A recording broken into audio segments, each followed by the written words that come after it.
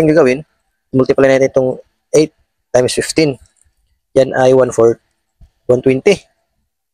So, hanap tayo ng dalawang number. Pag i-multiply natin ay 120, pero pag i-add natin ay 22. So, ang dalawang number na ay 12 at saka 10. So, dito tayo mag-focus sa 12 at saka 10. So, kasi itong 22x, papalitan natin yan.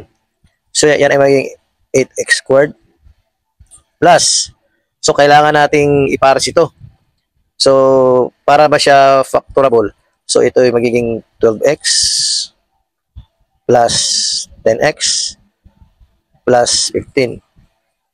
So, dito ko nilagay yung 10x. Pinares ko siya dito sa 15 kasi pwede tayo mag-factor out ng 5. Pag mag-factor out tayo ng 5 dito, ang matira dito ay 2x plus 3. So, ganun din dito. Ganun, pag ilabas natin dito yung 4x, ang matitira ay 2x plus 3 din. So, kung mapapansin nyo, ito yung binaak lang natin yung 22, ginawa natin ganyan. Okay.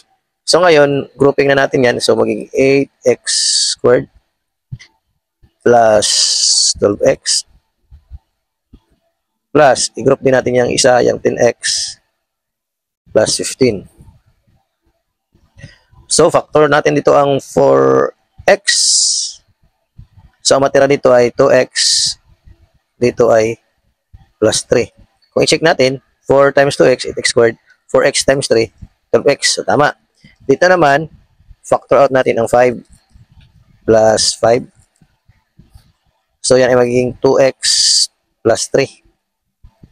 So, dahil common yan, pwede natin i-factor out yung 2x plus 3 times, ang matitira ay 4x plus 5.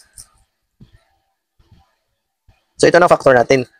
So, ngayon, ituturo ko yung isang technique. Pa rin, yung 10 at saka 12 yung dalawang number na hinahanap natin. So, ang mangyari, kukupihin lang agad natin yung 8x. Kukupihin natin yung 8x, parehas.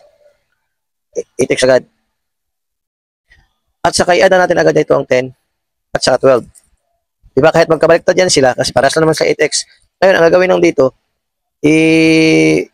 parang i-reduce lang natin siya sa lowest term. So, dito, anong pwede i-divide dito? 2. Itong pwede natin i-divide dito, ano?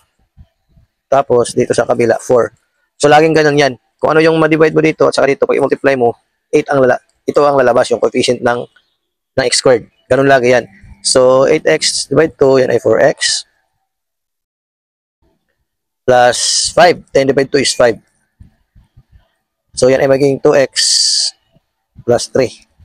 Kasi 8x divide 4, 2x, 12 divide 4 is 3. So, di ba, parehas lang answer? Mas madali ito kumpara sa akin. Pero syempre, dito pa lang, huwag ka muna maglagay na equal sign kasi hindi pa yan sila equal. Dito ka maglagay na equal sign. Ito yung technique lang to. Technique to dito na part. Follow for more.